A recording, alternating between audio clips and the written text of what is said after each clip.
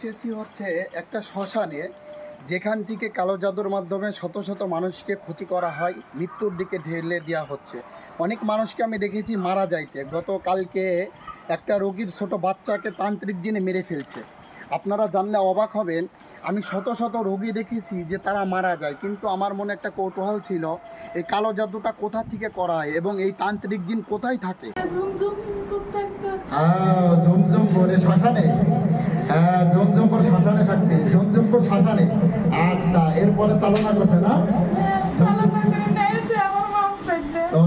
তো আমি দেখলাম, আমাকে কালকে সেই জিনে বলতেছে যে তান্ত্রিক জিনের কারখানা বা আকড়া হচ্ছে এই যে শ্মশান।